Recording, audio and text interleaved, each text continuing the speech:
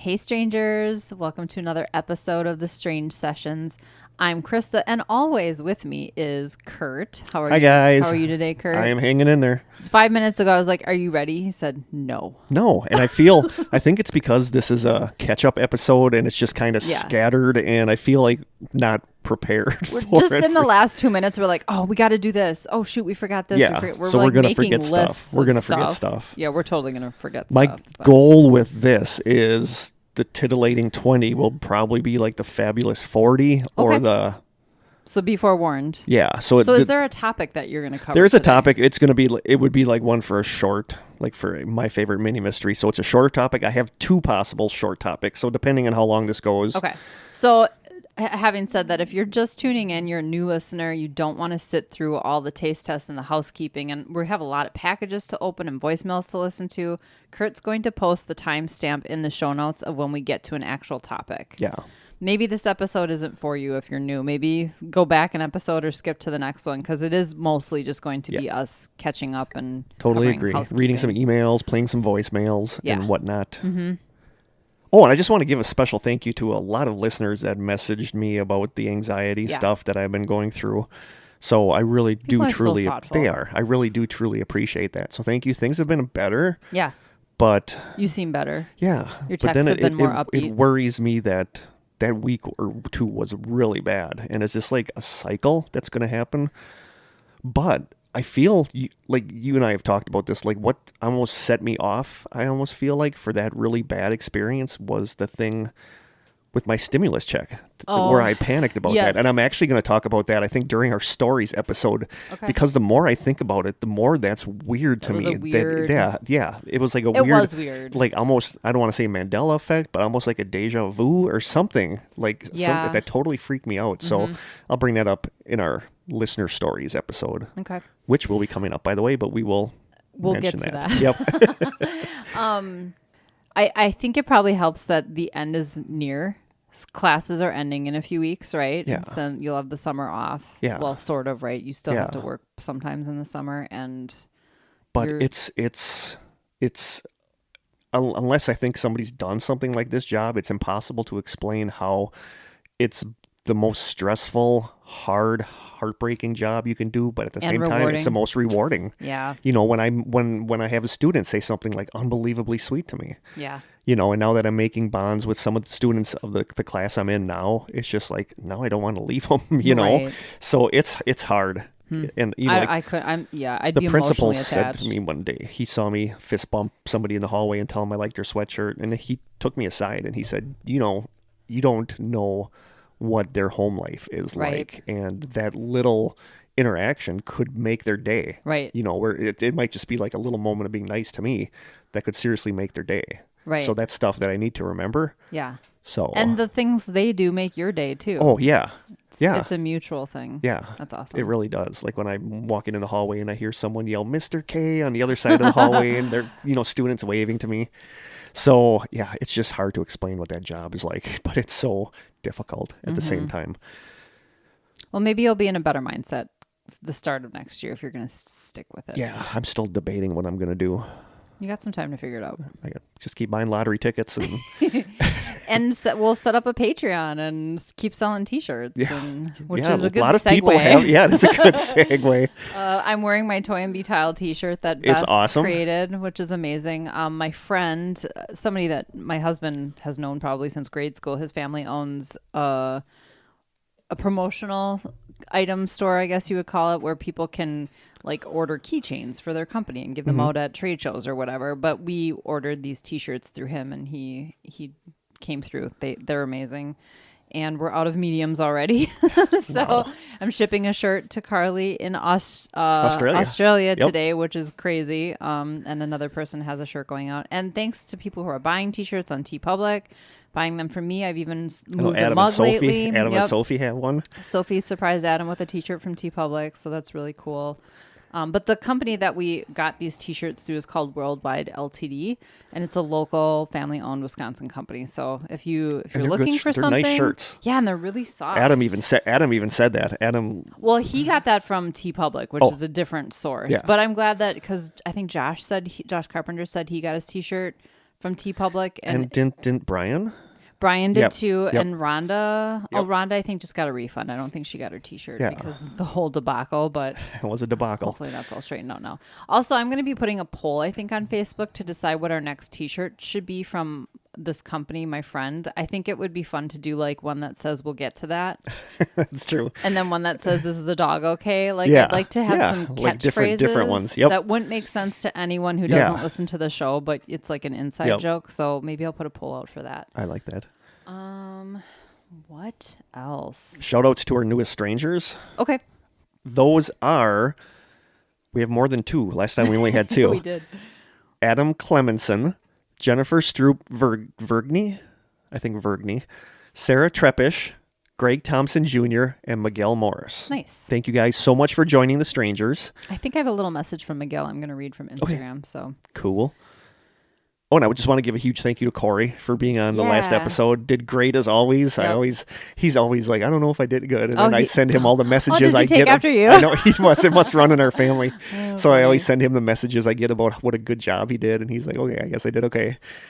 So thank you so much, Corey. You always knock it out of the park when you Yeah, come on here. he You do. always does such a So good thank you job. so much. Somebody was just asking about school, that because I mentioned school every Yeah. once in a while, and I thought I'd just throw it out there that I finished my environmental science class 3.5 weeks early with an A. You more than finished it. Yeah, my not to brag, but my professor loved my final presentation so much she wants to use it as an example for future students, which was like an amazing way to end the class. And I got to do it on my favorite state park here in the town that I live in, so that was a fun experience. Awesome. So yeah, Yeah, I have one you more texted class. me that, and I was like, because you were like, unless I really bombed, yeah. and I'm like, yeah, you obviously didn't bomb I it. guess not.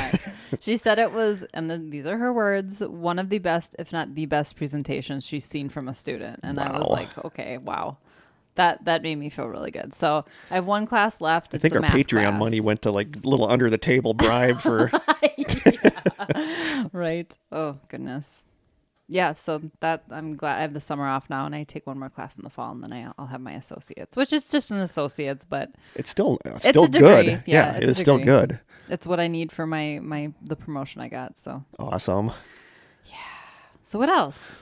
We want to give, because we never mention like our listeners' podcasts Mm-hmm. that they started, so we want to give like a mass shout out to our listeners' podcast. I have been giving them shout outs on Instagram. Awesome. I still have a couple more to go, but I've been posting like, hey, if you're looking for content in between our episodes, check this out. We So are hoping we have them all. I hope so. I would feel awful if we forget If someone. we forgot yours, let us know. Yeah, send us a scathing email or something. Yeah, it's not a scathing email.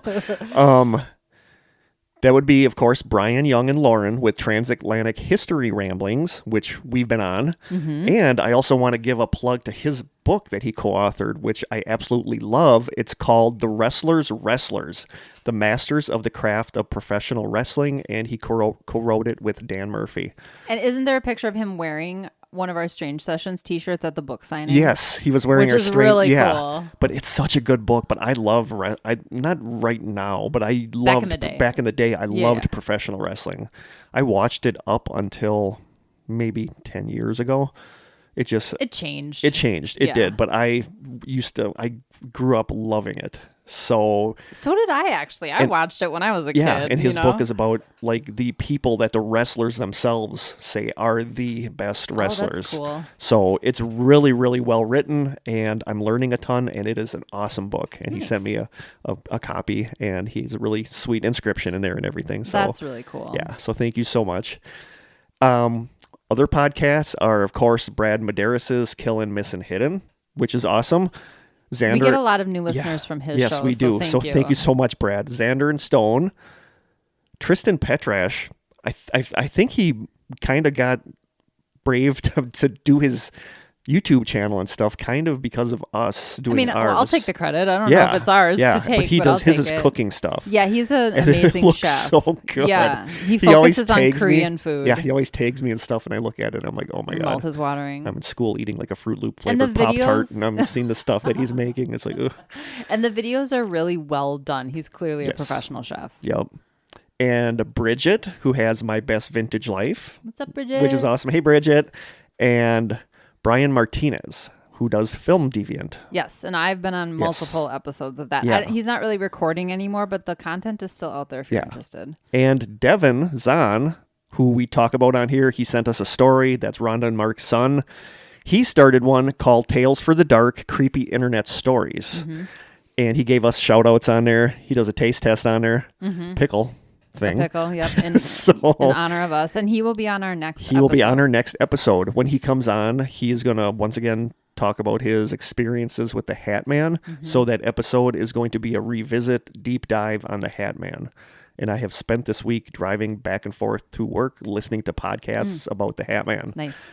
And it's a fascinating, the more I listen to it, the more I'm like, this is weird. It's crazy how common those this experiences is weird. are. Yeah, and people who don't even know who the Hat Man is hear a story like about my it. sixth grader that told me about that. So you mentioned that in a previous that will be episode. next episode. Devin will be joining us. Yeah. So just really, it's really awesome that you guys are doing podcasts and video podcasts. So and they're so good. You know, they make me question ours. So they're so good. We are what we are. That's right. We're a small town. That is right.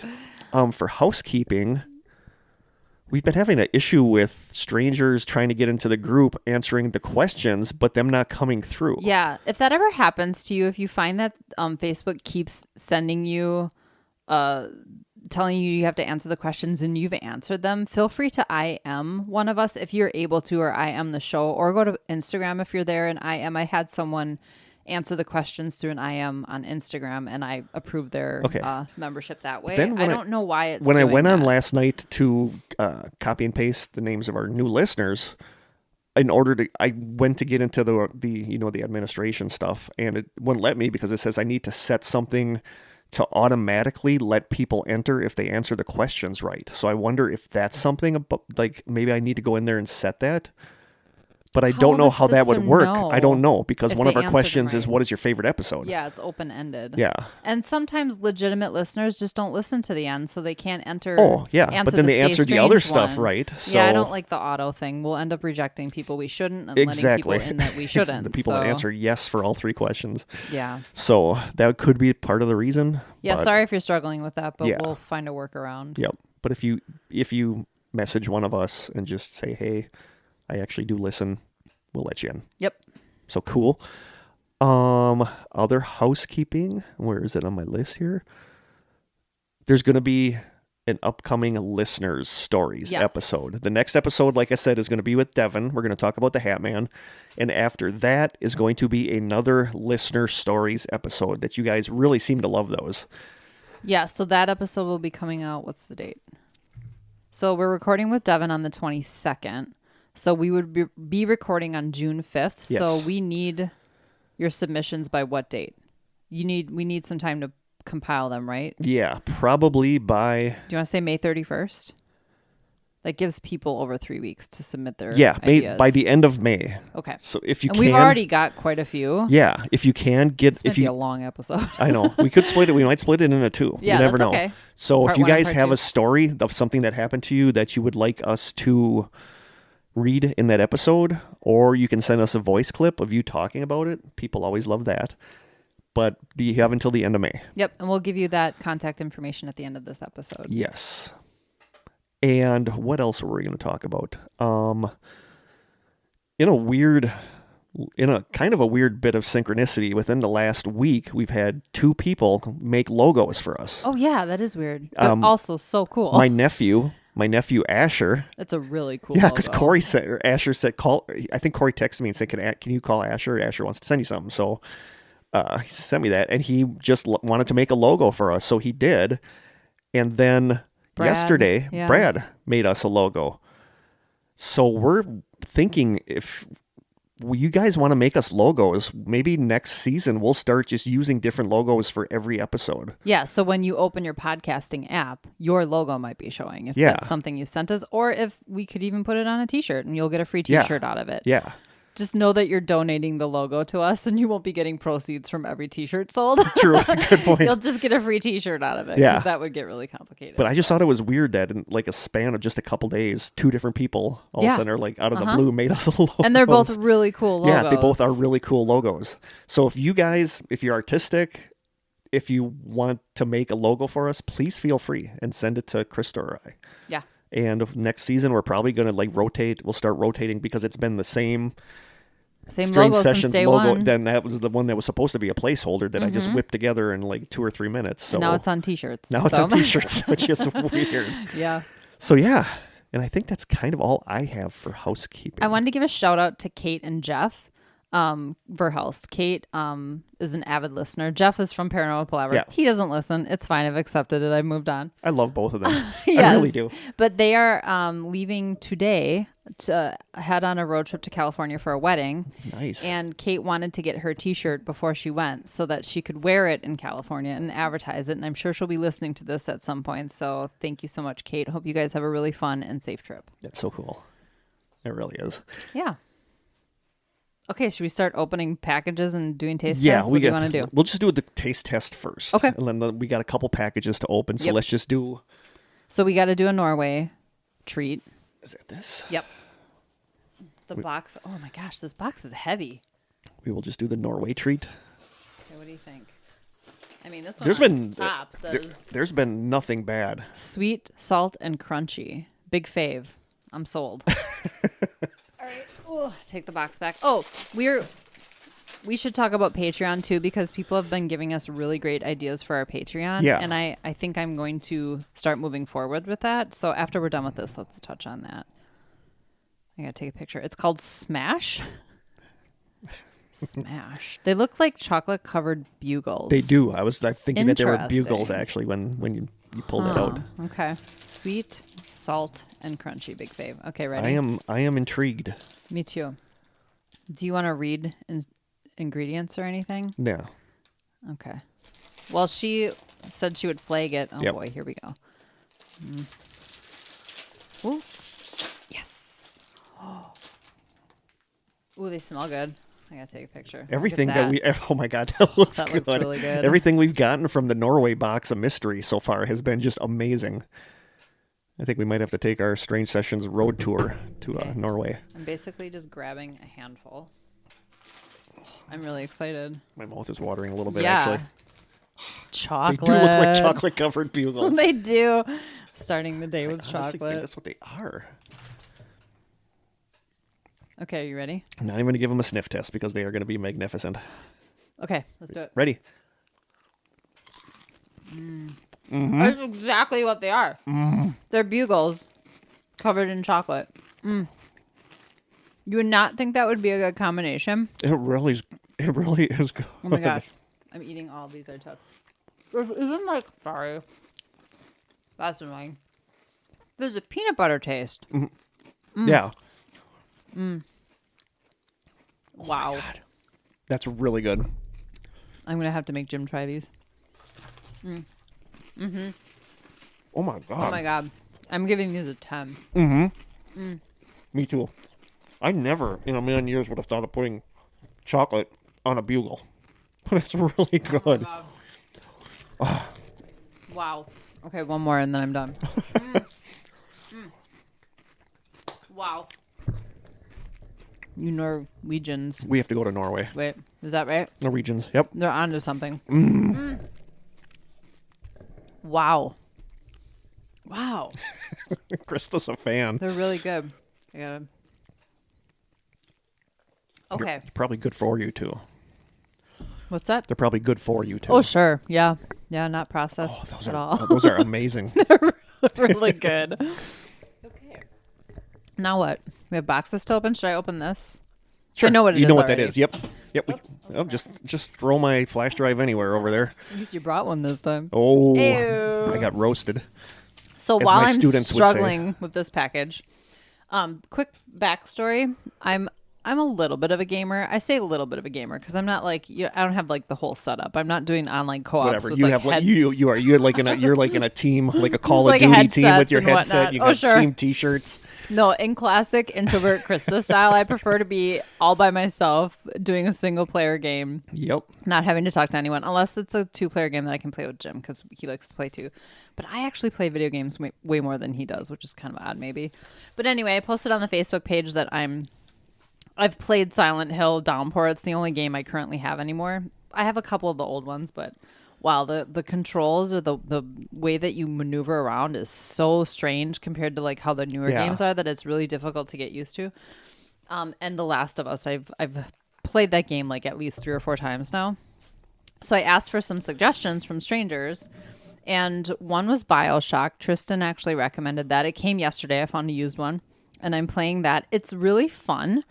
It's hard to get used to again though, because I prefer the perspective, like your character or whatever is in front of you and you're slightly above looking as you're maneuvering, and BioShock is point of view. So you can't see your character, you just see what they see. And I think I very played part of the disorienting. first one, but I didn't like it. I'm liking it. It's you have to kind of figure out little puzzles. You have to look for things. You have to kill stuff. It's got like a creepy vibe to it, so I like that. It's just the perspective is really disorienting and a little bit nauseating. But I'm having fun with it. And then another listener who's a fellow Wisconsinite, Ryan, offered to send me 3 video games because he no longer has a PS3, and these were just collecting dust, and he and several people actually highly recommended these games, so I'm really what I highly excited recommend? to get these. You get a PlayStation 4. That is what I highly recommend. Is it Witcher really worth 3, Witcher 3, one of the best video games I've ever played in my life. I started watching the Netflix series. Not the same. It's okay. So anyway, Ryan sent me Uncharted 1, 2, and 3. Nice. I've So heard they're good, I'm but I've just never like, played the Uncharted games. This is totally my kind of game Yeah. too. Like It's almost like a Tomb Raider kind of. yes, and kind I of was vibe. really into the Hitman games, so I think it's kind of like that, and Yep. but adventures and first person shooter, like this is my kind of game. So I'm really excited to try these two. So thank you, Ryan, so much.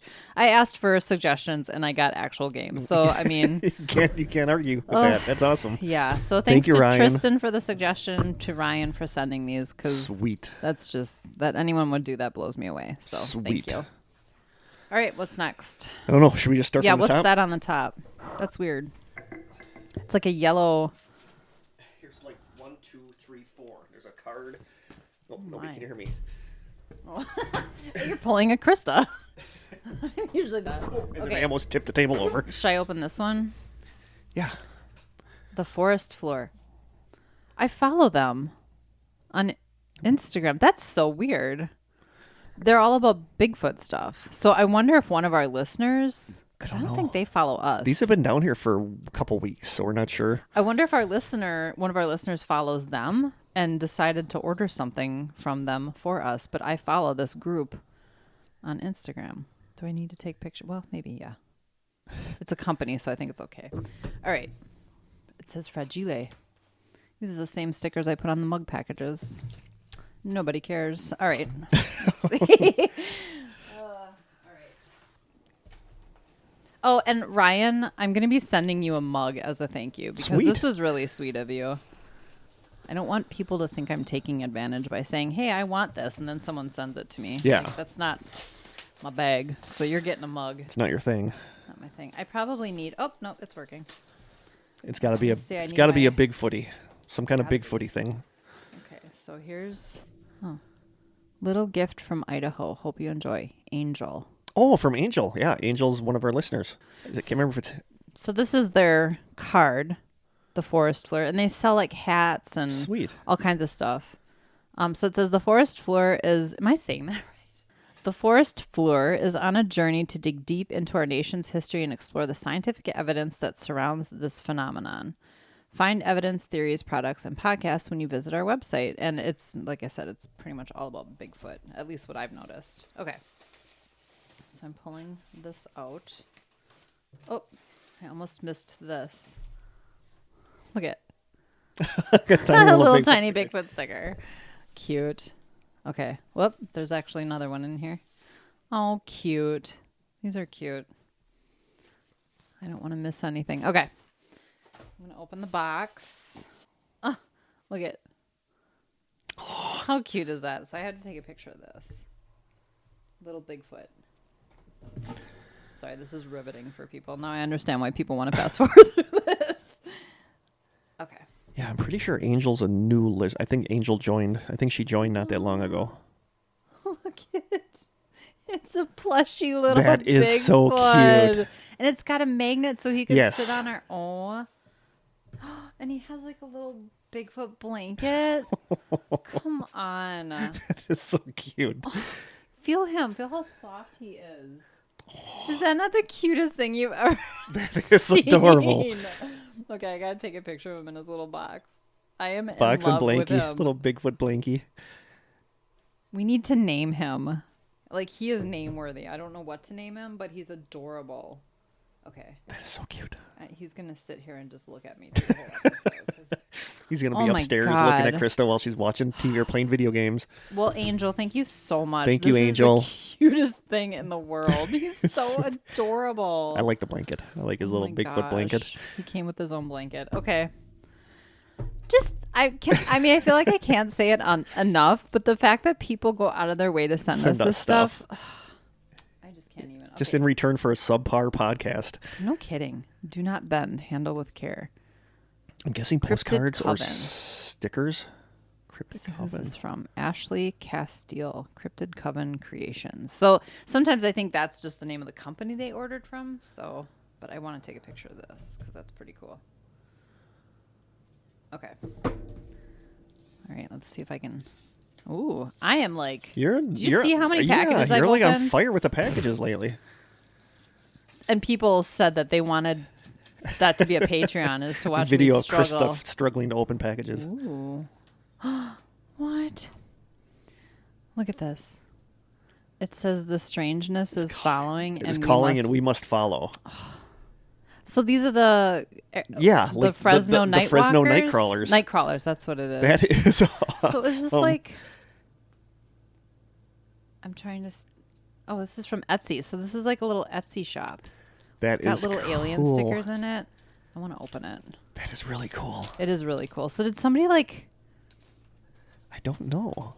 Was this something that existed? And oh wait, there's more.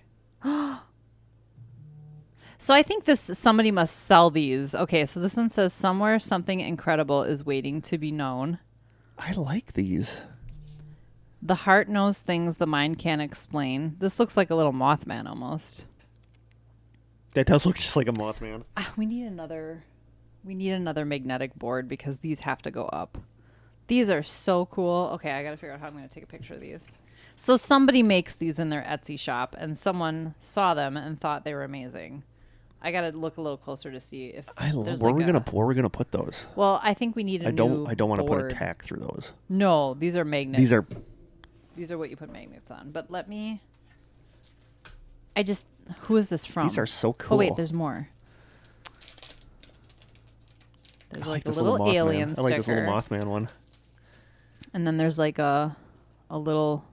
It just says "enjoy" with a star on it. These are so cool. Do you think the person who owns this Etsy shop I don't know. sent it to us? I don't know. Synchronicities. Yeah, Oh, it's got a can. That's from Hellier. Yep. It's a tin can sticker. Yeah. A sticker of a tin can with the word synchronicities I under like it. that. That's amazing. That Okay, is super maybe cool. This will give us a clue. I don't like not being able to properly thank people. Little gift from Idaho. Hope you enjoy. Angel. This is from Angel Thank you. too. Thank you, Angel. See, I'm glad I dig a little further. Wow. Angel, you're awesome. Thank you so Angel, much. You're our angel. Oh, see what These I are did there? so cute. These are really cute. Okay. I like that I gotta tin keep can all this sticker. organized. Do you want to like put it on your laptop or anything, or on your phone? I mean, stickers are meant to be used. Yeah, but I just don't like using them if I really like them because they're just going to get beat up. That's the thing. I'm the same way. Okay, I'm gonna put that back in there. That is so cool. I gotta add to my shopping list because he's gonna get lost. Yeah. And he'll be facing down, so that'd be kind of weird. I gotta figure out a way to display our little We can get a Sasquatch. little metal thing that, like, even a lamp. It could go on the lamp. That's true. The lamp base. Actually, he's gonna This be sitting episode on... isn't going to be riveting for anyone. It's No, just us it's getting not. caught up on stuff that we need. Although my story, I think, is interesting. He's gonna be sitting and looking at me. We have to name him. I'm gonna say it like 5 times through the episode. Okay. And then that'll be next week. We'll be like, I know we forgot something. Oh wait, this is from Coleman. Oh, we have more taste tests from Coleman. Yeah. Should we do that this episode? Let's do the taste test stuff next time when Devin's here. Okay. So let's save that Yeah. for Devin. We'll make him taste one of these Idaho Spuds too. Okay. We got to find something nasty because all our stuff is good lately. What are you saying? I'm not saying anything. Okay. I think I need the ceremonial dagger for this. Yes, you do. This is a big box. And I always have to open it like this. Very dramatically. Very dramatically. With a wide stance.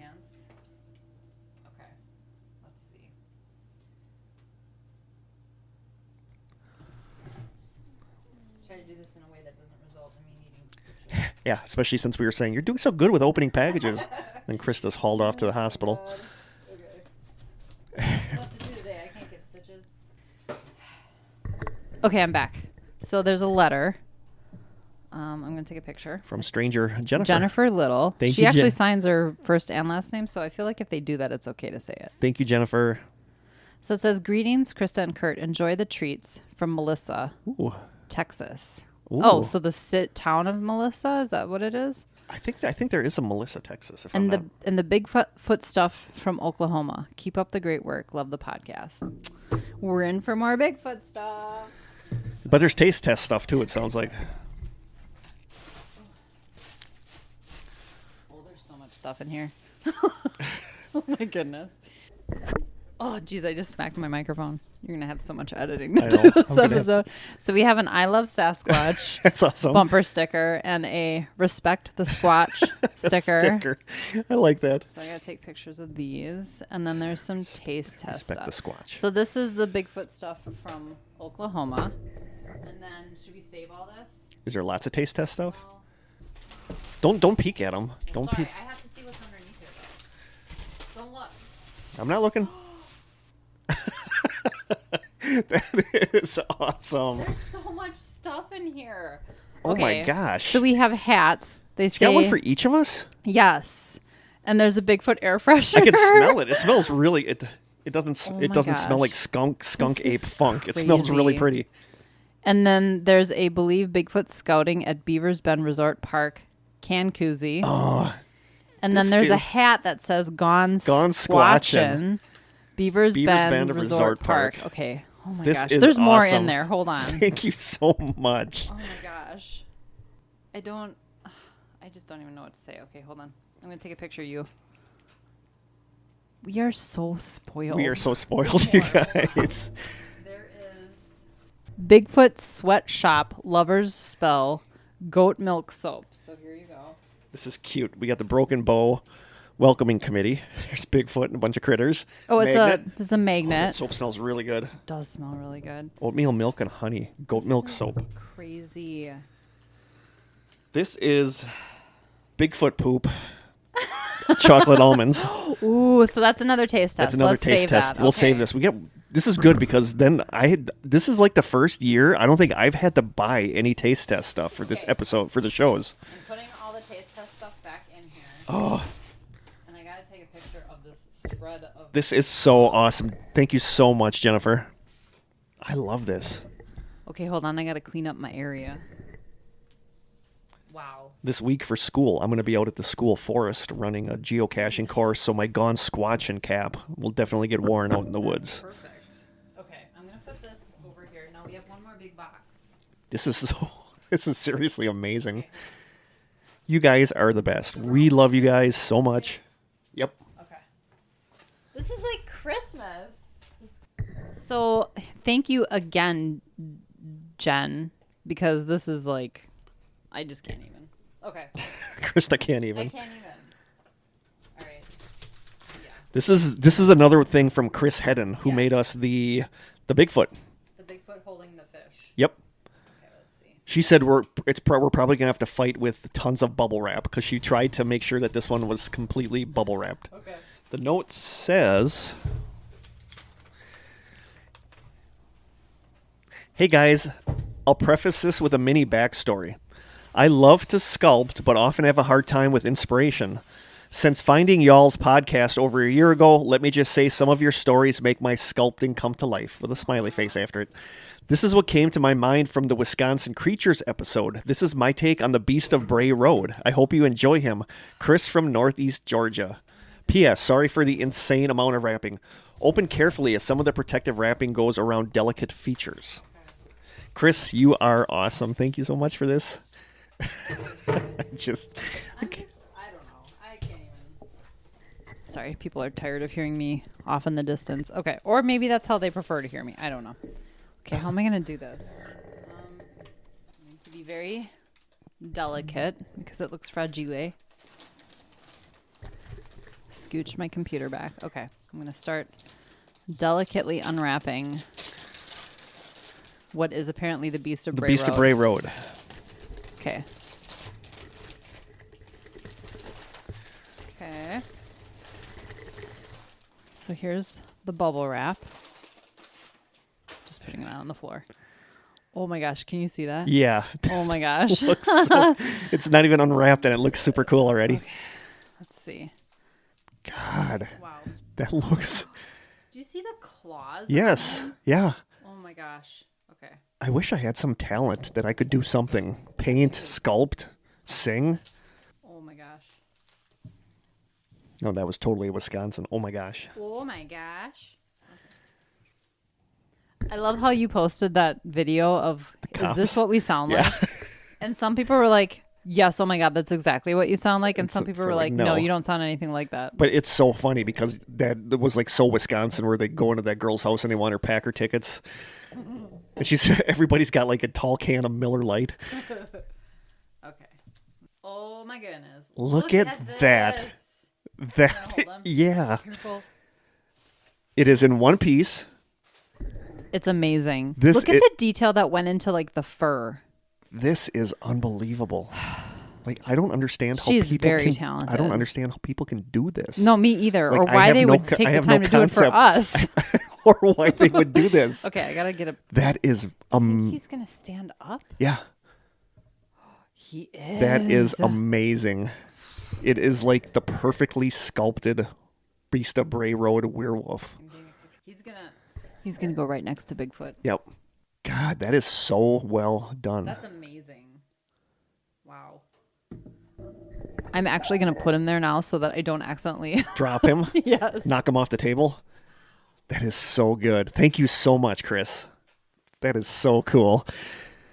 I'm seriously just really touched that anyone goes through this kind of trouble to hand make stuff for us or hand select gifts to send to us. Like, I think of the podcast that I like Oh that my I've gosh. never sent anything to or yeah, never. no kidding. I don't So even the follow fact that- them on social The media. fact that you guys do this stuff for us, seriously, like, we love you guys. The fact that you'd want to wear a piece of clothing that has the name of our show on it, let Yeah. alone spend money on that, like, We 100% truly love you guys. So thank we you really so do. much. This This has stuff just is been- amazing. This has been incredible. Now that we got our table full of goodies. Yeah, I have like all very straight- little moving room over here. That's Wow. Okay, though. Okay, wow. Thank you Actually, I'm s- going to move this stuff. Thank you so much, everybody. Yeah. I feel like we should send all of our listeners a mug. Seriously, though, the people who are sending us stuff, I would love to send them something, but they don't always give us their address. know. This comes from the company. We just get so much good. I thought about that the other day. Like, I have so much stuff, and most of our stuff stays here, but I have so much stuff in my apartment that was given to us by listeners. You know, like, you guys are just awesome. Thank you so much. I don't think we can convey how much No. this like means to us. Yeah, because we always say we didn't think anybody was even going to listen. No. Much less send us stuff. Shower us with gifts. You guys are amazing. And the fact that this Bigfoot soap is guaranteed not to grow hair makes me feel better. And Wow. the Bigfoot air freshener does not smell like Bigfoot, like Squatch scat. So Or cat pee. or cat pee. No, it smells good. I love this. We could use that down here probably. Thank you guys so much. Oh my gosh. Okay. Wow. Okay. Now I'm so distracted. What, I am what too. do we do now? Voicemails. We have 2 voicemails we would like to play from listeners. The first one is going to be from listener Danielle. So And I was able to decipher the, they always do the transcript of what it says, and we're always called strange fish instead of strange sessions, which I don't understand. I mean, it fits. Yeah, it does. But this one is from Stranger Danielle. Hey, Kurt and Krista. This is Danielle Jacobs from Texas. I just wanted to call and say thank you for getting me through the last few months. It's been crazy here. I decided to go back to school to get my doctoral degree. So, Krista, I am with you doing the homework. I've been a little quiet on social media, so I thought I would just give you guys a phone call. I've been saving your episodes, so I'll wait till there's 2 or 3 out. So then when I'm doing homework, I can play them back to back. So, just getting me through the last few months. I hope you both have a great day, and I'll be waiting for the next episode. Bye. Well, that was really sweet. It was so cute. And let's just be clear. I'm getting my associates. She's going back to get her doctorate. Come on now. Slight difference. But yes, the homework when you're working full time is kind of a pain. So I feel your pain. And the fact that we're helping you get through this means so much to us. So thank you for reaching out. Danielle, to tell thank you us that. so much. And I follow her back on Instagram. Yeah, from Danielle's our account, awesome. So. She doesn't her sister yes, also yes. listen? Okay, that's Yep. what I thought. Very nice. So Well, that was thank very you so sweet. much. Yeah, thank I you. love that. And good luck with school. I love that we help people get through stuff. I know. But I mean, doing this helps me get through my stuff. Yeah, like I've that's told true. people, I said, this is like one of the good things that I have that I look forward to. So Yeah. this helps. So I'm just glad that we're able to help people by doing this. Yeah, I agree. know. Not something we ever imagined would be part of it, but So Danielle, thank you for being so awesome. yeah. And next voicemail, this one is from Josh, listener Josh. Okay. Hey, Strange Sesh. This is Josh again, calling from Ohio. I just listened to the near-death experience opening. I got to tell you, I think one of my favorite supporting cast members is Jim. I like when he just sort of sneaks in to the taste test and, gives his input. I think he needs a recurring role on the show. He needs to become a regular. We don't really know much about Jim. We just know he comes down and tastes coffee on occasion. But anyway, just a thought I had. I'm getting caught up on some old episodes. All right, take care. Stay safe. Well, that's really sweet. Jim, when you got like the message, you did the voice to text thing. Yeah. And it was really funny because it kept calling him Gem. Yeah, capital Gem. Gem, as in like wasn't that like a cartoon? Like an 80s cartoon, Yeah. Gem and the Gem. Rock Stars or whatever. Yeah. But funny. yeah, Jim is a mystery wrapped inside an enigma. He's, he's like the wind. He shows up and then he's gone. And then he's just gone. And then he's just gone. But Well, we do need to try to get him on more often. We really yeah, do. well, maybe later this season we'll think of a topic. And he said anything. I asked him if there's a topic he would want to cover. He said anything. he'd Yeah. be on. And Corey did say that there are some weird conspiracy theories around sports. Yeah. He would totally be down for that. Yeah. 'cause he's That really would be into cool sports, so. having like Jim and Corey do like an episode where they talk We could about just like be in the we'll just be in the background. background because I don't know much about sports. Exactly. Same. Like mine would be that the ending of professional wrestling matches are fixed. Oh, duh. Yeah, like I don't know. That's about the extent of my sports It's knowledge. all acting. But What? I know there are a couple sports Okay. conspiracies, so it would be really cool to have those two do that. So maybe we'll Yeah, have to do that that's a good later idea. this season. And he said this is Josh again. So this is not the first time he's left a voicemail? I don't think so. I believe he's left us another one, or he has left us messages. Okay. Interesting. But Josh is awesome. We have so we have more than one Josh, so I don't thank wanna you so much, Josh. get confused. It's Yes, always thank good. It's you. good to know that Jim has fans. Yeah. So- exactly. I also just love hearing people's voices. I think it's I do really too. cool when you interact with people on social media, but then you actually get to hear their voice. It makes it cool. like more real when you get to Totally. hear who Yeah. they are. Like, wow, these more people actually personal. like us. Yeah. That's awesome. Thank That's you so fun. much for phoning in, you guys. We also got a story sent to us, but we're going to save that for the listeners. Yep. That's from Chris. Okay. Well, So we'll we've got save a that. lot of stories. Yeah, sent we to have a us. lot of stories coming. But now I want to read just a couple emails we got. I think I only have a handful. There's probably more. I have four short messages from Instagram. I'm going to read mine, as well. Mine are kind of shorter, but I just wanted just some emails that we got, some random emails we got. The first one says, this one is from Kathy Myers. It says, "Hi, Kurt and Krista. I stumbled upon your podcast while searching for a true crime podcast a friend suggested, and I'm thrilled that I started listening to you. I was immediately drawn in by your empath episode, as I am one as well as an indigo child. Indigo child is kind of like an empath. I plan on doing a mini mystery about indigo children. Xander and Stone, I believe, just had an episode Did on they? that as well. Yep. Although I haven't found a lot about indigo children yet, I have a few books about it, but none of them have really captivated me yet, but I digress. I absolutely love all your topics. I started at the very beginning, but I'm also trying to keep up on the current season. I'm not much of a podcast person, but your witty banter and playful discussions have me hooked." Oh, I Aw, love that. So do I. I was wondering if you have done or will do any strange Wisconsin-specific stories.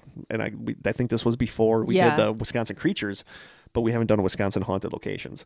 Specifically, I've been trying to research the area around Eagle, Wisconsin, Paradise Springs and the surrounding area. I've heard of that. I had heard a story once about a man who was building a resort. I thought it was near Lake Lulu, but he was having really bad luck with construction and fires, something to do with a curse. As an aside, when I think of a Wisconsin curse, I think of St. Nazianz, where JFK Prep is, because there's weird, there's a weird history around that town. Kathy goes on to say, I know that's not much help. I was hoping maybe it might ring some bells for you from your paranormal adventures, maybe. Your recent podcast about Coral Castle and the Dig commentary had me thinking about it today. Hope you have a great day, Kathy Myers. Thank you so much for writing, Kathy. Yeah, that's awesome. And I'm going to keep that for when we do our Wisconsin haunted areas. And I'm going to look into that because, like I said, the St. Nazianz thing fascinates me. Like, I just from my research from when we did the investigation at JFK Prep, I think that town has some weird juju happening there, and I feel like that might be cursed. So I'm going to look into this other town, and see what I can find. So thank you so much, Kathy. Another email we got. This one is actually kind of cool. I meant to read this one a while ago, but I didn't. This from I can't remember if I never know if I'm pronouncing her name right. It's either Jana or Yana. Jana. I say Jana. Jana. So she wrote in and said, please use this word in a podcast. And the word is orbisculate. Oh, I remember this email. Yep, it's orbisculate. And there's actually a website, www.orbisculate.com. And then it goes on to say, orbisculate, to accidentally squirt juice and or pulp into one's eye, is from a grapefruit when using a spoon to scoop out a section for eating, which I have done. Yeah. So then I can't remember. I don't remember if this is from her email or from the website. I think it's from the website. It says, adorbs, chillax, Homer Simpson's dough, and the classic bootylicious. All are words that can be found in an English dictionary, but here we are in 2021 and orbisculate still hasn't gotten in. We realize you've probably never heard of that last one, as it wasn't popularized by such cultural megastars as Beyonce or Homer Simpson. In fact, the guy who thought of it was our dad, Neil Krieger. But we think it deserves to be in the dictionary just the same. Our father invented orbisculate in college to describe when a citrus fruit squirts in your eye, then proceeded to use it so often when we were growing up that we were shocked to discover it wasn't in the dictionary. Also kind of annoyed since we found out we'd lost a bet of $5 to one of our friends. This spring, our dad died from COVID-19. The pain hasn't left us, but neither have the lessons he's taught us. To find a way to laugh even in dark times, to follow your own path, and when you don't like the solution in front of you, to make up your own. I love that. Aww. So we're launching a campaign in his honor to get orbisculate into the dictionary. It's not the standard tribute for a loved one, but he was an unconventional person, so it seems fitting to honor him in this unconventional way. Plus, we'd like to get our $5 back.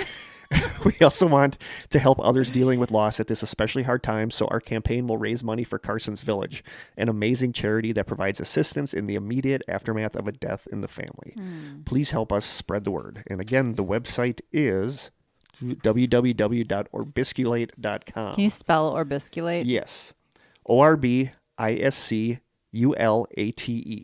Orbisculate. Orbisculate. So I'm we're going to try to use that more in our podcast. Yeah. Like if somebody sends us some citrus fruit, we're definitely going to use it because you know I'm squirting some of that in my eye. So we get some Well, grapefruit. first of all, I'm so sorry for your loss. It's Yes. really sad.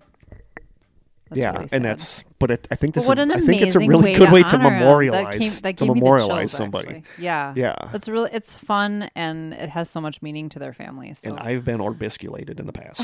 So 100%. Yeah. I will definitely orbisculate Yeah. myself in the future. I don't know how much help we're going to be. Yeah. But we'll do our best. But yeah, I actually only have 3 emails. Okay. So what I kind of want to do is read more emails like in an episode, not save it for like the catch up, but read more emails. We need to get better at that. We could do one. But the only other email I got is one that you know, because I think you and I talked about this. Oh. And this is what resulted in the poll. Kev from the UK, we are not hating on you by any stretch. We don't hate on you at all. So Kev from the UK wrote, "Hi, your podcast/YouTube vids are amazing. Please give up on the food stuff at the beginning, as you both are so amazing and articulate in sharing your message. I don't mean to criticize, but I find myself getting frustrated while listening and waiting for the true message to get started. I usually listen while I am busy doing household chores. Really sorry for being critical because you are amazing speakers and I really don't want to be rude. God bless, Kev UK, parentheses, please don't hate on me." We are totally we not don't hating. hate on you, Kev We are from totally the UK. not hating you. on you, Kev. No. We know that the taste test stuff is real Not for divisive. everyone. No, it's a Yeah. really divisive thing. Like some people don't like listening to us chew. Some people I hate listening to people. yeah, chew. some people don't like it and think it doesn't really belong in our podcast. And it was never actually intended to be a thing. It just kind of became a thing. And that was kind of my homage to the Sofa King podcast where they test whiskey. Krista and I aren't going to test whiskey every episode. No. I got to drive home after this. I wouldn't be very articulate at that point. Not that I am now, but I'm just So saying. they just kind of morphed into part of our podcast. And Yeah. because of this, we put a poll in the Strangers, our closed Facebook group, if we should move the taste test to the end of the episode. And it was overwhelmingly no. Yeah. Like overwhelmingly no. Yeah.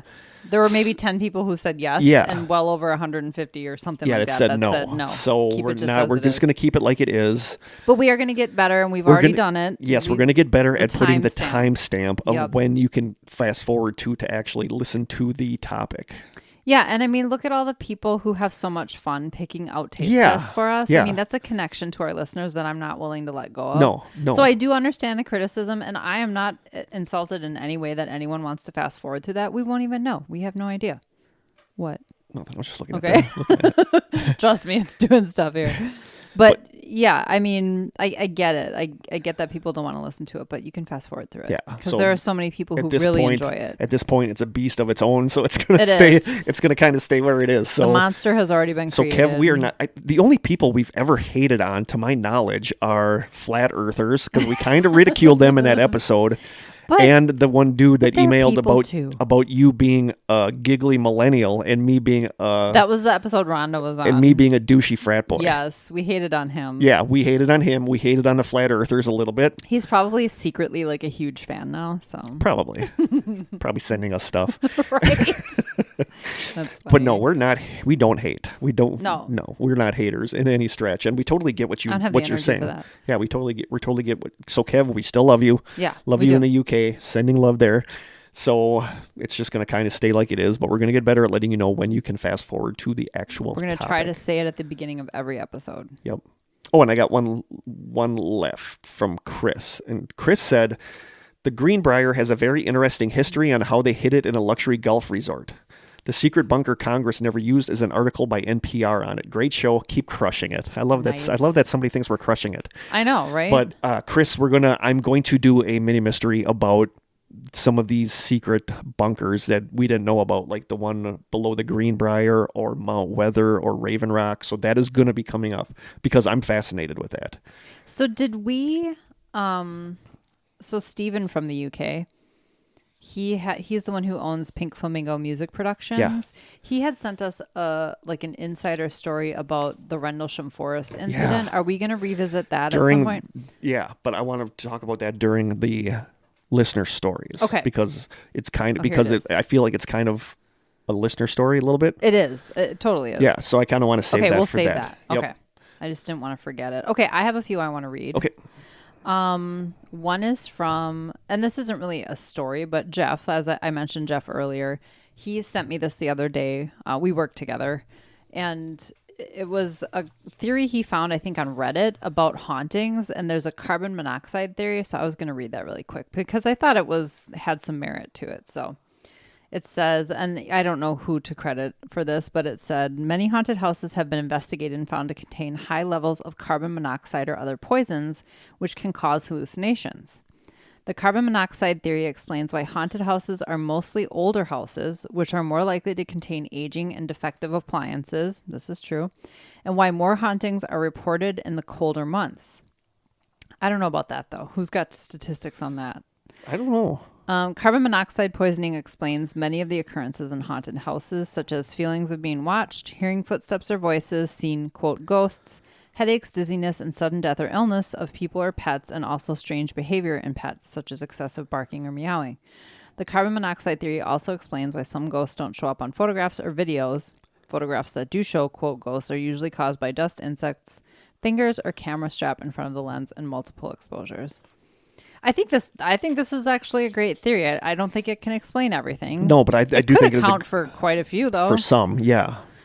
because even electromagnetic fields that come from your electrical wiring in your house can cause... Yeah, that's why they go with their EMF detectors, like Right. near the power box or that the can electrical cause box. hallucinations and feeling of illness and whatever. And I think that so- could account for a small percentage of paranormal Yeah. happenings, I but don't think not it explains necessarily all of everything. them. But I totally can buy into that. I definitely can too.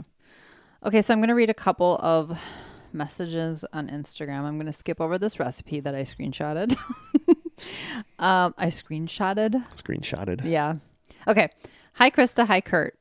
My name's Laura, and I'm from the UK. I just wanted to send a quick message to say thank you so much. Your podcast has got me through some really difficult times and has given me the courage to leave the house when my anxiety is playing up. I just put in my headphones and listen to you too, and it really helps. I love how you're just so upbeat and just lovely people, and I'm a massive fan of horror and all things strange in general, so it's perfect for me. I'm so happy I found this podcast. I just wanted you to know it has a much bigger impact on people's lives than you think, in a good way. Stay strange. Thanks again. Love from England, Laura. Oh, thank you so much, Laura. Man, see, I know, I'm gonna you're not get the all only one teary. suffering from I'm anxiety. gonna get all teary. Wow. Okay. Who's this one from? This is from Christopher. Hey, just wanted to let you know I love your podcast. Just recently found it because I did a search on Helltown, Ohio, and you guys came up. Wow. After that, I was hooked. I am now into season 4, and every episode gets better. I'm not on Facebook because of all the negativity, but I wanted to let you know that I listen and will be a stranger for life. Keep up the good work and stay strange. Thanks, Christopher. God, thanks, Chris. This is Come on. Hi, I was listening to your latest podcast. Been listening now for about a month. I love you guys and keep the show the way it is. I like all the conversation and the taste testing before the episode. okay. Another vote for yes. Yep, you guys are great. You make my workday go by fast. Cynthia, new stranger. Thank you, Cynthia. Thank you, Cynthia. And then one more. This is when I mentioned before Miguel. I had a message from Miguel, and Yep. he was one of the Yep. new strangers. Hi, I just discovered your channel, and I am in the process of listening to all of them at work. Awesome content. Thank you for taking me back to when I used to listen to Art Bell coast to coast in the car and late at night with my parents. I have a story I wanted to share and was wondering if we can still submit stories. So just a reminder, we mentioned early, have your listeners submitted stories in by the end of this month, so May 31st. So that answers Miguel's questions. Although I did tell him that I think we were going to do it in June. So he said he would try to get something to us. So Sweet. that's what I have from Instagram. Okay, I have one last thing that I want to read, and then I think we're going to pop into our topic. We're just at an hour. Okay, perfect. Yeah. So, this, I always mention Cadence. She's one of my Yes. 8th graders. I adore Cadence. Her and Sam and Logan, those are my 8th graders. This list is just going to keep getting longer. It's going to keep getting longer. Yeah. But Cadence said that her sister, Serenity, I love their names. I love the name Cadence and Cadence. I Serenity? love, there's a song, I can't think of their name right now, but there's a song by a group I love called Cadence. So I love that. I just love the name Cadence and Serenity. I think those are such cool names. Yeah, it's really cool. But her sister, I believe her sister's in high school, and she's into like the idea of shifting realities. So Cadence got in touch with her sister Serenity and had her send some stuff. So I just thought this was really interesting. And I know Serenity wanted to hear us talk about it on here. So Serenity, here you go. So Serenity sent How You Shift. Okay, shifting realities sounds very complicated, but it's really not. All you really need is focus and breathing. To shift, you focus on your breathing. You take long, deep breaths until your body is relaxed. When that's done, you must focus on the reality you want to shift to. Think about all the details of the reality you wish to shift to. What's your place in that reality? What interactions will you have in that reality? Feel your eyes closing as you slowly drift into the reality of your intentions. And if it helps, write out all the important details and everything you want to happen in that reality down on some form of paper and then start this process. Shifting into a different reality is like moving through time and space to get that one certain destination you chose. The number of realities are infinite, and so are the possibilities within those realities. So when you think about specific details and vividly picture how you would be going into that reality, it gives you control over what happens to you as you're traveling to that reality. Some things might be out of your hands, but if you leave no room for error in what you're picturing and aiming for, then the more power you have over what happens to you there.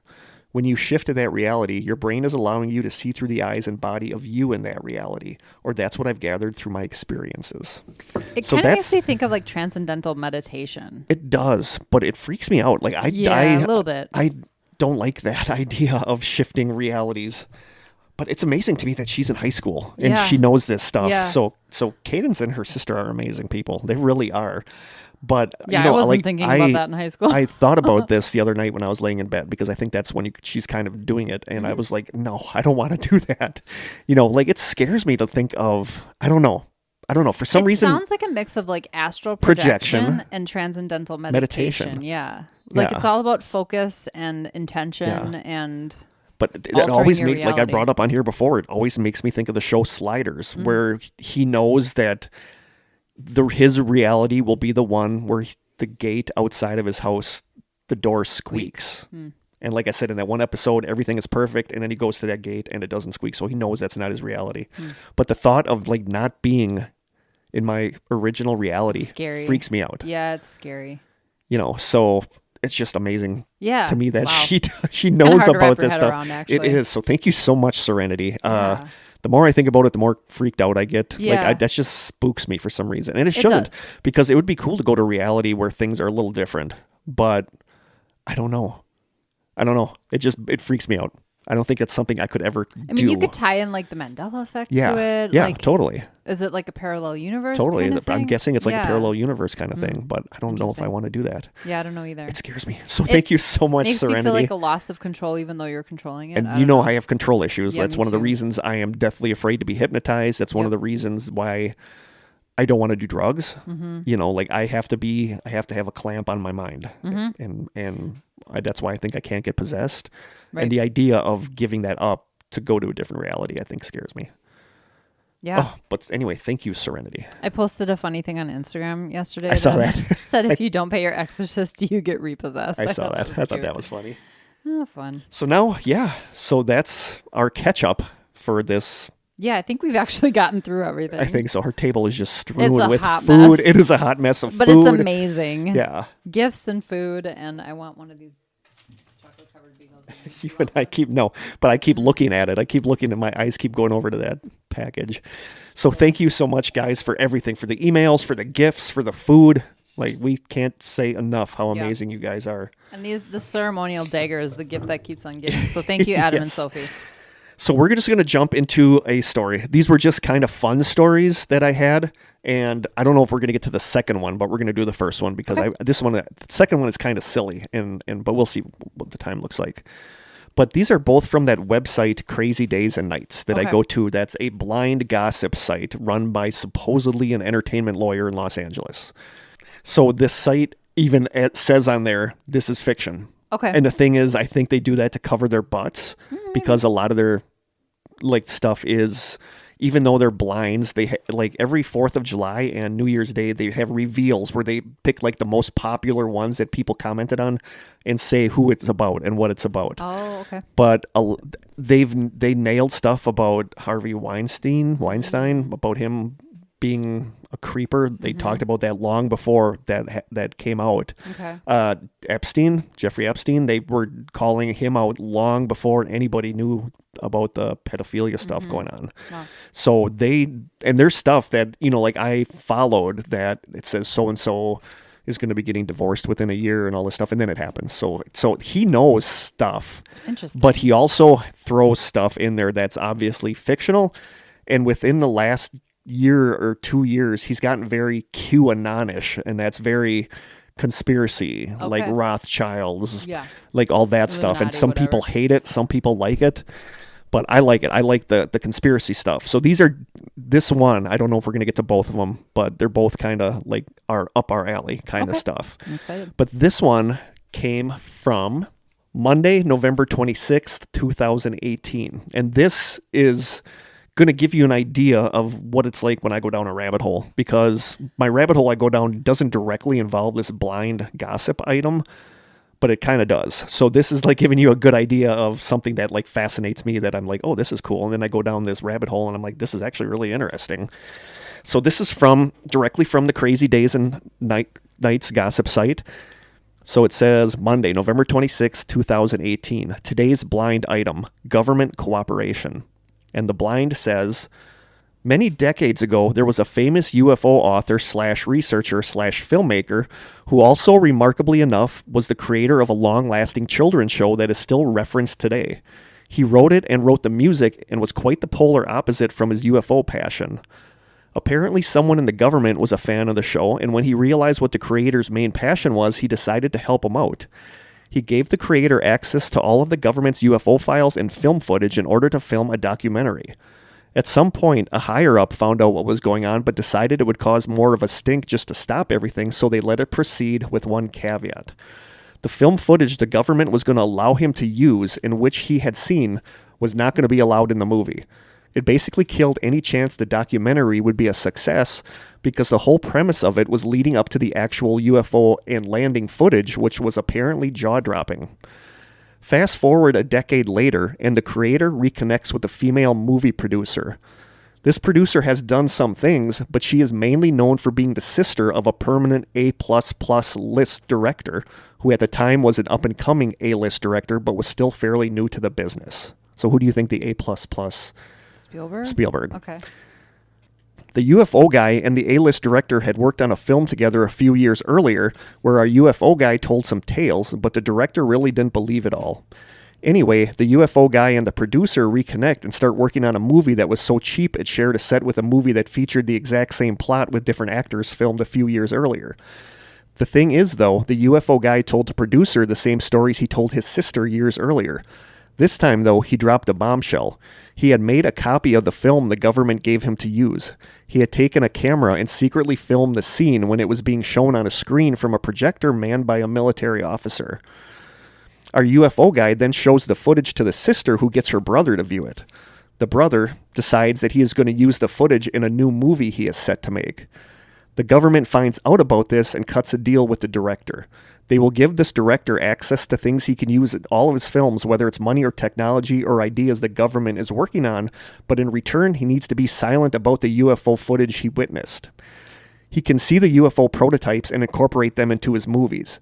It's why he's always focused on science and the future and aliens and the paranormal, in addition to family fare. Apparently, as part of the deal, he does have a copy of the original footage, a clear copy. So people guessed who this all was before it came out, but this one was revealed. And it said the UFO guy / creator is a man named Robert Emenegger, who was also the composer for the children's show Lancelot Link, Secret Chimp.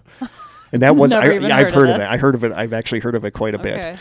The producer is Ann Spielberg, and of course the A++ director is Steven Spielberg. So basically this is saying that... And he does have, so this is saying that Spielberg knows that aliens exist and that he saw the actual footage that this Robert Emenegger was going to use in a documentary. So we're going to skip the Spielberg stuff and we're going to look at the first part of this, the part about the UFO documentary. And this was the rabbit hole I went down that I found really, really interesting. According to the website presidentialufo.com, around 1955 or 1956, the United States Air Force contacted Walt Disney to work with them on making a documentary about UFOs, and it would include actual footage of UFOs and aliens. Disney started working on this documentary, but the Air Force changed their mind and said he would no longer be able to use any of the footage. Then, according to the site, quote, an even more direct and dramatic encounter between the Air Force and a team of documentary producers occurred in 1972 through 73. It was then that former United States Air Force Project Blue Book spokesman Colonel William Coleman and former ATIC, I don't know what that is, ATIC Commander Colonel George Weinbrenner made an offer at the Pentagon of, quote, 800 feet of film, as well as several thousand feet of additional material related to UFOs. This offer was made to documentary film producers Robert Emenegger and Alan Sandler. The two men were told that they would be allowed to use the UFO footage in a special film project they had been asked to join. The two documentary... I feel like I'm always pronouncing documentary wrong. I don't know, something weird. Sounds right to me. The two documentary producers were told that the government was now ready to release all the facts about the alien presence on Earth. They were shown and told about evidence that they could use for their tell-all documentary. This evidence included photographs and films of UFOs, 800 feet of film showing a landed encounter between 3 aliens and Holloman Air Force Base officials during a landing that had reportedly occurred there in May of 1971, photos of UFOs taken by astronauts, which NASA had formerly denied the existence of, and several thousand feet of additional film of UFOs was also promised. According to a 2019 article on Mysterious Universe, love that site. Great show. Yep. called, quote, "When the government gave Hollywood footage of a real alien landing," the article says, quote, "While he waited for the footage to materialize, Emenegger and his crew continued with their wider production research, for which they were given unprecedented access to Department of Defense facilities, including the Pentagon. Emenegger was even granted time with high-ranking military officers well-versed in UFO-related matters, among them Colonel William Coleman, a former former spokesman for Project Blue Book, and Colonel George Weinbrenner, then head of foreign technology at Wright-Patterson Air Force Base, the location where alien materials and bodies allegedly recovered from the 1947 Roswell crash are said to have been stored." So this is like legit, like these guys would know stuff, and they're giving these two guys, telling them to make this documentary show with actual footage of a UFO landing and meeting. But who in the Air Force would sign off on such a controversial project? Emenegger put this question to Pentagon spokesman Colonel Coleman, who informed him that, quote, "The Secretary of the Air Force gave us full order to cooperate. Thus, in an unprecedented move, the Air Force, Army, and Navy gave their full backing to a UFO-themed production. So too did NASA, who provided Emenegger's research team with previously unreleased photographs of what appeared to be UFOs in space taken by the Gemini astronauts. We had carte blanche to go anywhere, ask any questions," Emenegger told me. "There were no restrictions put on us." Emenegger even claims to have been shown top-secret footage shot at Vandenberg Air Force Base, which showed two UFOs playfully running behind a United States missile. As the documentary neared completion, the two producers waited for the promised dramatic alien landing footage taken at Holloman Air Force Base. Colonel Bill Coleman, however, withdrew the film offer and took back whatever film they had already lent to Emenegger. According to what Emenegger told researcher Tim Good, Coleman had said, quote, "The timing was politically inappropriate due to the Watergate scandal." In another interview, he stated, quote, "I felt like we had egg on our face. I felt cheated that we were not allowed to use this film. It was taken back to the Pentagon. I stupidly expected to have this footage, which would have been earth-shattering." The Emenegger/Sandler documentary, UFOs Past, Present, and Future, was released by Sandler Films in 1974. Lacking the actual UFO footage, the documentary was forced to use standard animation, background film taken at Holloman, and elaborate drawings of the so-called aliens. At least that is what producers thought when they first ran the film. Later, indications arose that about 7 or 8 seconds of the actual Holloman UFO landing footage was either accidentally or purposely slipped in as part of the documentary. According to the website thelivingmoon.com, it says, quote, "The Holloman Air Force Base UFO landing event was featured in Robert Emenegger/Alan Sandler's 1974 documentary, UFOs Past, Present, and Future, and in an updated 1979 version called UFOs It Has Begun. These documentaries were both narrated by Rod Serling, famous for narrating Twilight Zone." Towards the end of the documentary, a what-if scenario was presented to the viewers about a landing that could happen in the future or maybe already happened. In the documentary, Rod Serling narrates, quote, "Let us look at an incident that might happen in the future or perhaps could have happened already. The premise is that contact is made by extraterrestrial beings with representatives of the Air Force at Holloman Air Force Base in the deserts of New Mexico." Serling then goes on to narrate the Holloman landing events, which consisted of illustrations of the landing and the aliens meeting Air Force officials. These illustrations were intercut with actual footage from the base. At one point in the reenactment, there is footage of a strange white-yellowish object descending towards the base with the mountains in the background. This is what is believed to be part of the authentic UFO landing tape that slipped through. Years later, Robert Emenegger appeared with Paul Shartle on the UFO Cover-Up Live program back in 1988. Shartle, who was the audio-visual director of the Norton Air Force Base, claimed that he actually did see the authentic Holloman footage. He says, quote, "I saw footage of 3 disc-shaped crafts. One of the craft landed and 2 of them went away. It appeared to be in trouble because it fluttered all the way down to the ground. However, it did land on 3 pods. A sliding door opened, a ramp was extended, and out came 3 aliens. They were human size. They had odd gray complexions and a pronounced nose. They wore tight-fitting jumpsuits, thin headdresses that appeared to be communication devices, and in their hands they held a translator. The Holloman base commander and other Air Force officers then went out to meet them." In 1983, the United States government made yet another offer of a dramatic UFO film for a UFO documentary. The new offer was made to documentary film producer Linda Moulton Howe, and she's like a big name in paranormal stuff, UFO stuff, and HBO. They were approached and offered the same Holloman landing film, along with a film of the live alien that supposedly lived in a Los Alamos safe house from 1949 to 1952. The events that led to the offer came while Howe was preparing to make a UFO documentary for HBO. Through a second researcher who had heard about the new evidence, Howe was brought onto the Kirkland Air Force Base in Albuquerque. And here's a name that pops up all the time in our podcast. There, Richard Doty, an Air Force Office of Special Investigations special agent, made her the new film offer. Doty told Howe that higher-ups were willing to release special confirming UFO footage for her documentary. Howe described the offer made to her, saying, quote, "The government intended to release to me several thousand feet of color and black and white film taken between 1947 and 1964, showing crashed UFO discs and extraterrestrial bodies in historic footage to be included in her HBO documentary, supported with official government confirmation." As with Kimball and the Emenegger/Sandler team, the promised film was never released to Howe. Despite Doty's claim that the government had authorized the release of film showing crashed saucers and alien bodies for use in the documentary, it never materialized. Doty and others at the base told Howe that this was due to, quote, political delays. When the alleged historical film footage never materialized, HBO canceled the documentary and Howe was forced to move on to other projects.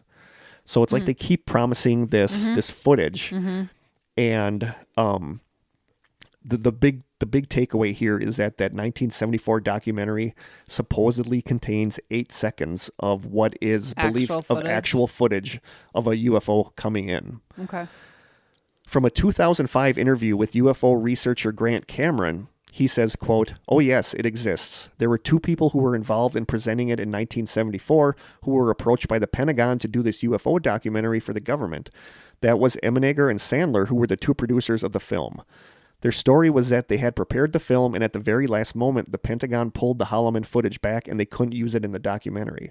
Linda Howe told me that in conversations she had with Emenegger, he told her that there were 7 or 8 seconds of the actual footage that had been entered into the documentary. It was going to be a public announcement and disclosure about the UFO situation, but in the end they had decided to go with a, quote, this could happen in the future angle. So I called Emenegger and said, Linda told me this legitimate footage had been slipped in, and he sort of hesitated and said, well, I don't know. So I asked him if they'd given him authentic footage to put in, and he said yes. So I asked why they would give him such a small piece of footage. He replied, so we could use it for background. So when I was in Vegas, I got hold of the actual documentary they had made, which was produced twice, once in 1974 and again in 1979. And from the 1979 version, I pulled this 7 seconds of film, and you can tell on the film it goes through that this was actually stuck in there. This part just doesn't seem to belong in there. And this was their attempt to get this footage out. It has always been the story that this is where the idea for Close Encounters of the Third Kind came from. It was basically getting across the idea that there had been contact made between the U.S. government and aliens. Side note, the Holloman Air Force Base footage purports to show a UFO landing at the base by arrangement and a number of aliens disembark.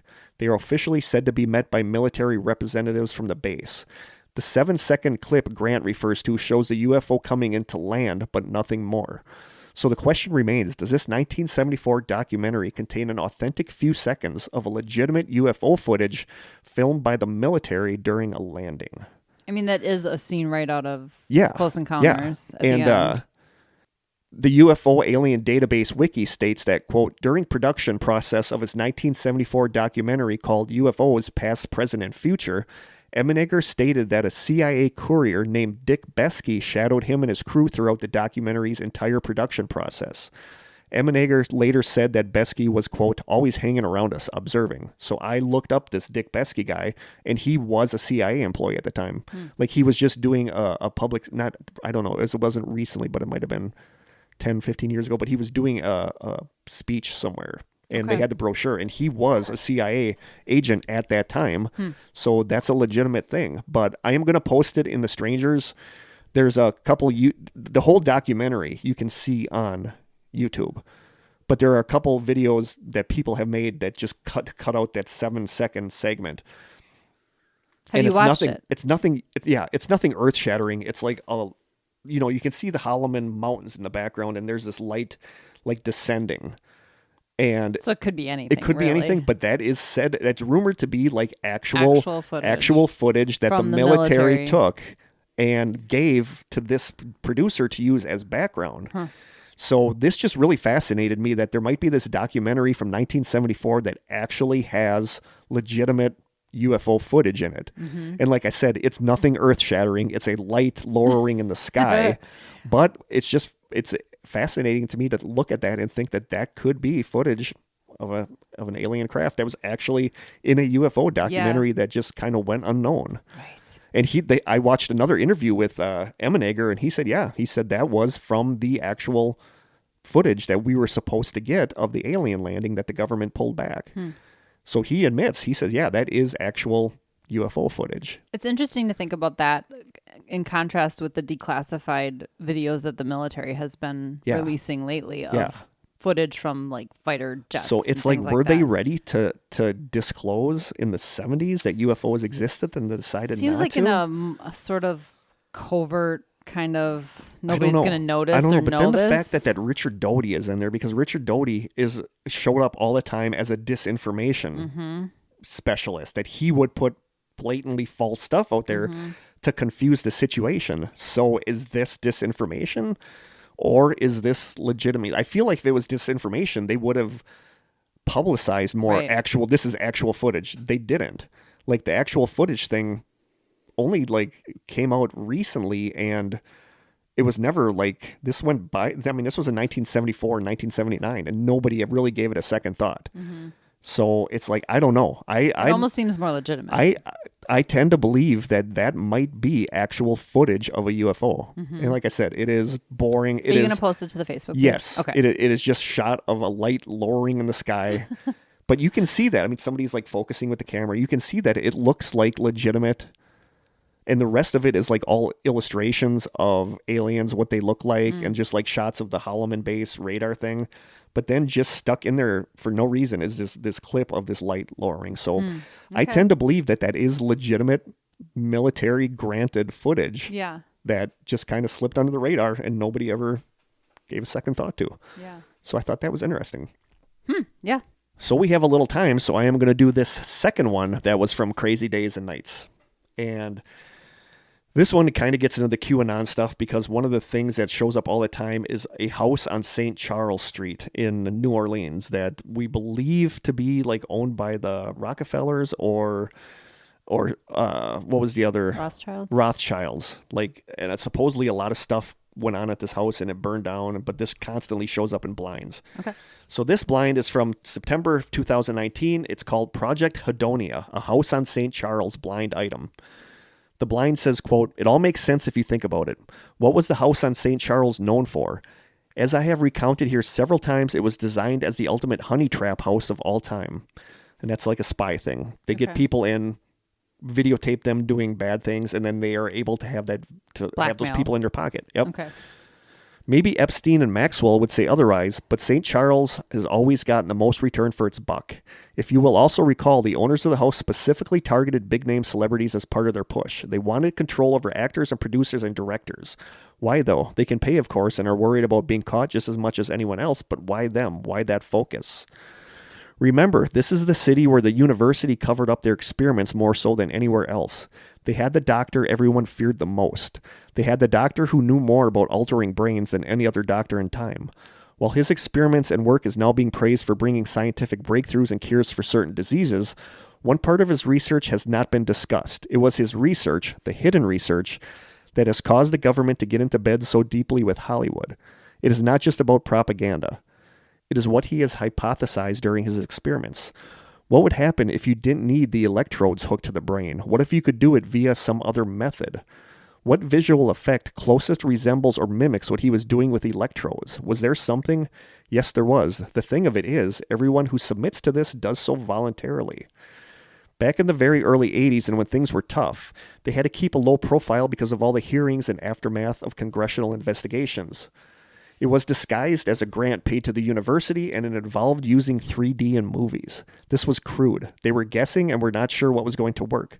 They needed a huge 3D movie they knew would get tons of thousands of people into theaters to see what would work and what wouldn't. It also had to be a film that got people to react several different times during the movie and to cause some stress. So many things to test. The government gave a whole bunch of money to get this movie made that really had no reason to be made, and then to make it in 3D. It was exactly what researchers needed, and they set up 5 theaters in different parts of the country with cameras and measuring devices to see the results of their tests. They also wanted to test it with a completely different kind of film, one which made zero sense to put in 3D.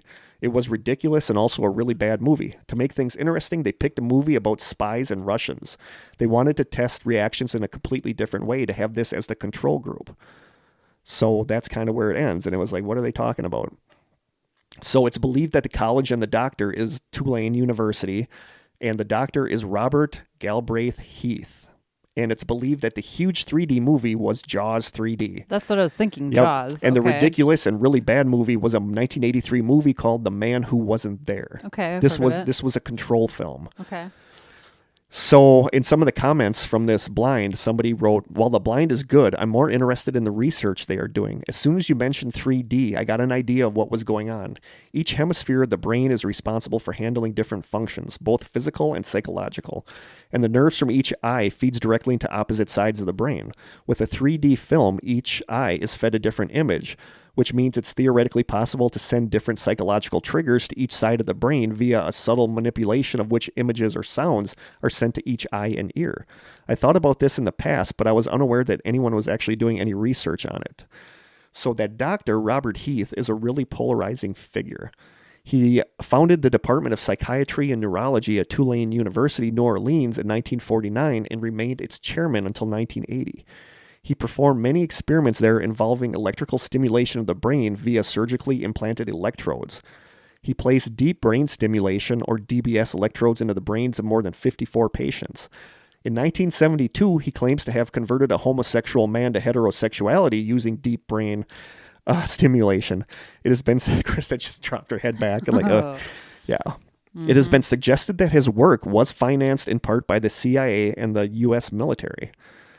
TulaneLink.com says, quote, "Heath had been funded by the Central Intelligence Agency to carry out drug experiments which included LSD and a drug called bulbocapnine, which in large doses produced catatonia and stupor. Heath tested the drug on African-American prisoners at the Louisiana State Penitentiary. According to one memo, the CIA sought information as to whether the drug could cause, quote, loss of speech, loss of sensitivity to pain, loss of memory, loss of willpower, and an increase in toxicity in persons with a weak type of central nervous system." Why would he only test it on African Americans? I'm not gonna go there because I read a really, really bad quote. Okay. About, it wasn't from him, but it was from a colleague about, so there was a reason about for that. being a lot of them and being expendable. And it was a horrible quote. So I was not even going to put that in here, but that was a thing people are wondering. That was a thing back then. There was that, I can't remember what it was called, but it was like a syphilis, and that was kind of the same thing. And it's horrible and it sucks, but that happened. Anyway, in 1956, he reported that he had discovered a protein they called taraxin, which existed in the blood of schizophrenic patients, and that when he isolated that protein and injected it into healthy quote-unquote volunteers, prisoners, again, mostly African-American, those volunteers began showing signs of schizophrenia. No one has ever been able to replicate those results, however. Why would you want to? Yeah, I don't know. I mean, it's a fact at that time that researchers were working on ways to control minds. I mean, that's what MK Ultra was, and we're going to get to our show about MK Ultra at some point. But as far as that 3D movie, it says, according to Jaws 3D on InternetMovieDatabase.com, it says this film was the first shot on Aeroflex's single-camera Aerovision 3D system. However, the system was not actually ready for use until a week into production. During the wait, the Optimax and StereoVision 3D systems were used. All of the footage from the Optimax system was deemed unusable and thrown out because the system was prone to serious misalignment issues, while StereoVision was deemed acceptable enough that it was continued to be used for second unit work throughout the entire production. Aerovision footage makes up the bulk of the final film, with the earliest shot and second unit scenes shot in StereoVision, and miniatures and effects shot with two-camera beam splitter systems similar to later digital 3D setups. So they were using like different types of 3D. So is it possible that Jaws 3D did somehow, that they were testing something. And part of me thinks that maybe these 5 theaters where they had monitoring equipment up had like a different version of the film where they were testing to see if, like, when people were under stress, if the 3D was able to somehow, like, give, I want to say subliminal messages, but it was somehow able to influence them. It doesn't surprise me that someone would try it. According to the Royal Ocean Film Society's video called The Life and Death of 3D, 2011 was the peak year for 3D movies. When this movie came out, Jaws 3D, bad, horrible movie. It's always consistently voted one of the worst movies of all time. The 3D effects are horrible. I've ever seen it. The 3D effects are so bad. When it came out, the film made $13,422,000 in its first weekend. It held the record for the highest opening of a 3D film until Spy Kids 3D Game Over came out in 2003. Richard Matheson, who was one of the writers, said, "I'm a good storyteller and I wrote a good outline and a good script. And if they had done it right, if it had been directed by somebody who knew how to direct, I think it would have been an excellent movie. Jaws 3D was the only thing Joe Alves ever directed. The man is a very skilled production designer, but as a director, no. And the so-called 3D just made the film look murky. It had no effect whatsoever. It was a huge waste of time." Roy Scheider, who played Police Chief Martin Brody in the first 2 films, laughed at the thought of Jaws 3, saying that the devil himself couldn't talk him into doing it. They knew better than to even ask. He agreed to do the film Blue Thunder just to make sure he was unavailable to film Jaws 3D. Oh, funny. So it's a bad movie. But Jaws the Revenge, the 4th movie, is even worse. It's horrible. I believe I've only seen the first one, and it's the only one I desire but to see. It makes a masterpiece. It like I said, you don't know if this is true or not, but it makes me wonder. Like, that's the early 80s. They were, like, MK Ultra was still going on, and they were figuring out if there were ways that they could control someone's mind, and what better way to use it than to have them willingly put on 3D glasses and watch a 3D movie. So this, again, I'm not vouching that this is true, but I think it's a really fascinating. I think it's a really fascinating idea that the horribly bad movie Jaws 3D, and you can see clips of it. You can see clips of it on YouTube. It's not good, not good at all. But and people are like, why was this movie even made? Maybe the movie why was was Sharknado made? Yeah, And it's like Sharknado was not bad. Sharknado was entertaining. Seriously, it was not that bad. I liked Sharknado. I'm sorry, but I liked Sharknado. Have you watched all the... No. Okay. No, but just the first one. So, there you go. Is it possible that Jaws 3D was made solely to test if, like, you could do some kind of mind control or subtly manipulate somebody's brain using 3D movies and 3D glasses? I absolutely think it's possible. I think it's possible. I don't know if I buy this I don't know. but it's a really interesting idea that this horrible... bad 3D movie was made just to test mind control and brain manipulation. Yeah. According to a March 20th, 2019 article on Burris.com called Virtual Reality and Subliminal Marketing, this article says, quote, "As we drift between devices and screens, we have surrounded ourselves with waves of white noise that has become a frustrating obstacle for any advertiser striving to stand out amongst all the distractions. However, a virtual reality headset that removes any form of outside interruption by pumping sound into a consumer's ears and preventing his or her eyes from wandering could make subliminal messaging hard to avoid." And that's true. Like, that makes you wonder that when you have like a Oculus or something on, that is everything. So what better way to use that kind of take advantage of it, technology or whatever, to pump stuff in your brain? So I just thought that was an interesting. Have you ever used anything like that? A virtual reality thing? Yeah. I have but not. I could totally see like where advertisers assuming subliminal stuff is real, like your people's attention spans right now are so scattered. Yeah. You're watching TV, you're looking at your phone, you're doing this, you're doing this. So that's kind of like a dream come true for anybody wanting to be able to manipulate somebody, is having them have this thing on their head that is their entire focus. Right. So I just thought those were really interesting stories. Yeah. Like the Holloman Air Force Base footage and Jaws 3D being a test for whether or not 3D could be used to manipulate brains. So there you go. There's a couple crazy days and nights stories for you. I like it. Yep. They are little mini mysteries. Yeah, they are. But like I said, I don't know if I buy either of them, but they're both kind of... They're plausible, I buy the first one a lot more than the second one. Yeah. Yeah. But what better way to test that than to have people willingly go in and strap on 3D glasses? Under the guise of just watching a movie. Yep. So, okay, there you go. Now on stuff. to our song. Our song theme for this week was songs that have food or drink in the title. And I actually had two, and Krista kind of has two as well. We've talked about this. Do you want to go first this time? Sure. My first one is one that we both know and love. And is this the runner-up? It's the runner-up, okay. Yes. And this is the one that I know and love, too. And it just immediately came to mind, but it's Eggman by the Beastie Boys. I love the song It's Eggman such by a the great Beastie song. Boys. If you've never heard it, a lot of people probably haven't.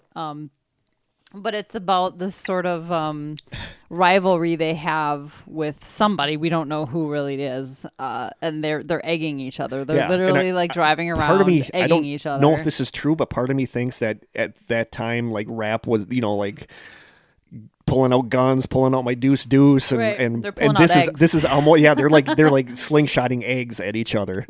But it's just such a good song. It is funny because you do take a lot of the imagery from like what would normally be guns in a song, and it's all about leaving eggs. yolk on their face and stuff like that. Look and up and it's saw egg dripping from the but ceiling. I just love the song. I love the music. great. I love everything. So I totally on board with Eggman from the It's Beastie so Boys. Beastie Boys, It is yeah. so Beastie Boys, but it's so good. And my second one, this is my first choice, I guess you would say. It was one of the first things that came to mind too. Is Sia. I know she's like a big deal now. She's had a music career for a very long time though. She started with a group called 07, and that's when I discovered her. This is like early 2000s, I think. And then I got really into her solo stuff after that. And she has a song called Death by Chocolate that is really, really good. So I don't think I've ever heard that. most people probably haven't. Most people didn't know who she was until she started wearing the weird wigs and like the chandelier wig and stuff. hiding her face all the time. She never used to do that. I've seen plenty of performances with her where you see her face. But it gets you attention. It gets you attention, so. I guess. But she's also been a songwriter. She's written a lot of songs for famous people too, so she's been around for a long time. But yeah, the song is Death by Chocolate by Sia. Yours are both about food, and mine are both about drink, and mine are about the same. Both of mine are about the same drink. Is it coffee? No, it's not. Okay. I could not decide between up until last night. I could not decide between these two, and I finally decided that the runner-up is going to be the runner-up because while I love the song, I've mentioned that band on here a ton of times because I love the band. That is the band Third Eye Blind, and their first album had a song on it that like hardcore Third Eye Blind fans are always like, why was this not released as a single? Because it is such a good song, and it is a song called God of Wine. And it's just such a good song. Like I'll post it in the group, but I think it's one of Third Eye Blind's best songs, and it was just never released. But if you're a fan, you know the song and you love it. It's called God of Wine as my runner-up. So that means my number one choice is a country song by one of my hugest country crushes. I know the song, don't I? Dina Carter, and the song is Strawberry Wine. Yep. I love the song Strawberry It's a Wine. good song. And I remember... It's old country. Yeah, I remember that was around the time that I got I was in into high country. school, I think, when that I got came into out. country music, and there was one night... 90s? One morning, I got up super early, couldn't sleep. I put my Walkman, old school Walkman on, and... for some reason, it was on a country station, and I didn't change it. And I'm like, all right, we'll give this a try. And they had like 4 or 5 good songs in a row, and I'm like, country music's actually kind of good. And I think Strawberry Wine came after that, but that came out at the time that I was really into country music. And I'm like, to this day, I adore Dina Carter. Like, I just absolutely love her. And I love this song, and I know some of our listeners know it because we talked about it. Yep. I think they've talked about it in The Strangers, but it is the song Strawberry Wine, that one of my sing-along songs in my car. That's actually two foods in the name of the title. Oh, good call. I didn't even think about that. I just focused on the wine. That's a good song. So yeah, Strawberry Wine. I think it's a good song. And you're not a country music fan. Not a big one. No, but we'll post those in The Strangers. Yeah. Do we have time for a joke? Sure. We always have. Next time, I did manage to get back into the listener questions, and we don't have a lot left. So if you guys want to submit some listener questions, please do. Make that happen. So next guys. episode, we will go back into the listener questions when Dev is here with us. Okay, awesome.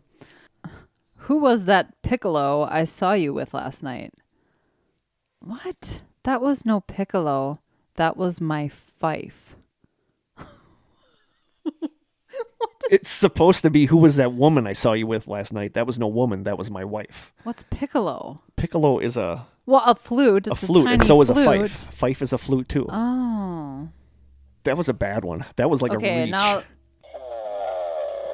That was a was reach. terrible. Do one from the Good Joke book. Okay, hold on. Let me turn. I need to get the page taste out of my mouth from that one. So How is it like pickle O? Like how did they even tie that in with? not like a piccolo. It's pickle hyphen Would people O. have even laughed at that back then? I don't know.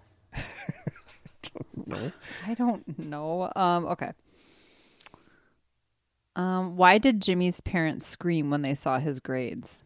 Why? Because he had a B on his report card. Okay, B spelled B-E-E. that's actually kind of That's funny. cute. Okay. That's better than a pickle one. Yes. Awesome. Wow. So we'll get to our deets. We should, maybe if we ever do get our movie thing, like our Mystery Science Theater, Strange Science Theater, going up and Ooh, running. I like it. We should do Jaws 3D just Oh, because that'd they be was in fun. that story. Then we have to get like the glasses and everything, right? No, because it's shown in regular. It's not shown in 3D. Okay. But there's a famous scene where the shark bursts through the glass, and it's just so Terrible. painfully bad. Okay. I'll show you it after we record. Okay. But that would be a good movie for us to do. Yeah. So anyway, our deets, you can email us at thestrangesessions@gmail.com. We are on Twitter at Strange Session without the S. We are on Instagram where Krista does just a fantabulous job at The Strange Sessions.